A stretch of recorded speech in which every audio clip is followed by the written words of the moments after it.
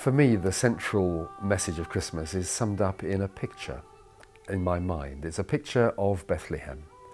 Not Bethlehem as you might see it on a Christmas card, but Bethlehem as a bustling, busy little town, absolutely crammed full of people with absolutely no room for anybody, hence there was no room for Jesus and his family.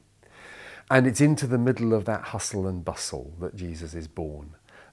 It's into a place where the only little space left for the newborn infant was the animal's feeding trough, lest he get trampled underfoot. It's not a little stable on a Christmas card, peaceful and quiet out in the snow-filled fields or anything like that. It's a really busy town. And that says to me that Jesus comes to us in the midst of our lives, in the midst of the busyness and the pressures and the questions and all the rest of it that make up our lives. And it's summed up in that word which is used of Jesus in the Gospel of Matthew, quoting from Isaiah, Emmanuel. It means God with us. That's what's the heart of Christmas.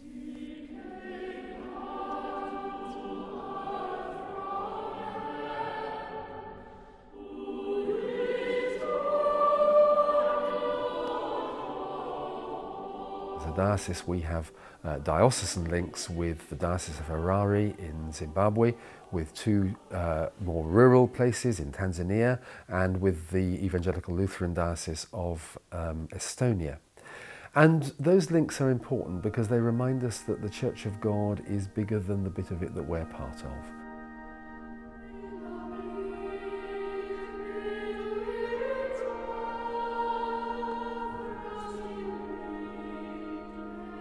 This year we know that Christmas is celebrated in financially stringent times. We know that a number of households and families are going to find it difficult. People shouldn't feel ashamed or as if they've let people down or anything like that if they're not able to spend a fortune on Christmas. You can celebrate Christmas really well without having to break the bank.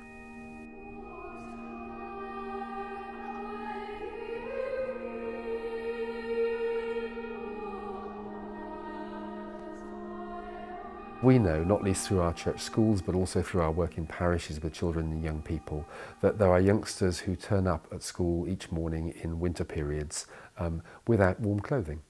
And we know that last winter it was pretty cold in this part of Kent, and we don't know what it's going to be this year, but we don't want children unnecessarily to be turning up at school each day without a warm sweater, a warm coat to get them there, something waterproof to keep them dry.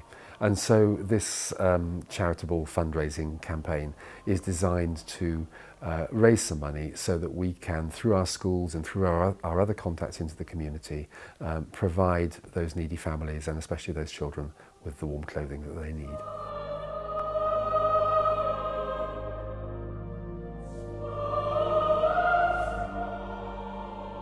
There are people this Christmas all around us who are going to be celebrating Christmas perhaps on their own.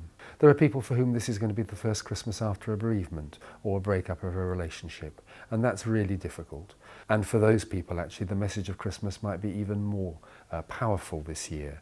The message that God is with them in their situation, and that's something that is a real gift, potentially, to those people this Christmas.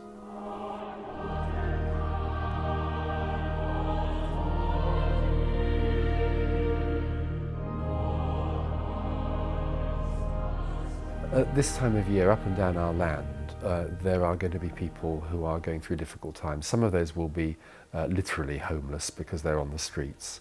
Others will be in very vulnerable accommodation. Others will be in their own home but facing financial difficulties and all sorts of pressures.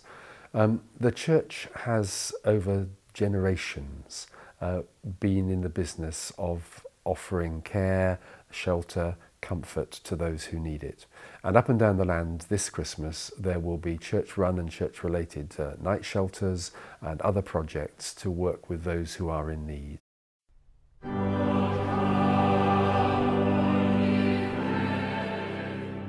there is this sense that people are there sort of on the search. And there will be people in our churches, even the smallest little village church this Christmas, who are on the search in some way.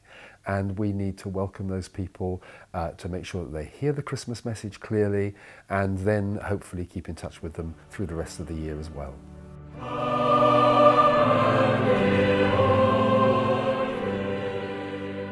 Christmas is relevant to all the people in this country because of our Christian heritage, and my experience is that those who are not of Christian faith actually want us as Christians to be celebrating Christmas. Because they celebrate their festivals and that's important to them. And the celebration of festivals of faith actually affirms the part that faith has to play in the life of our country. And so we need to celebrate Christmas, to do it unashamedly, and to make sure that it has its Christian content. Whatever setting it is, that we celebrate Christmas and we do it joyfully.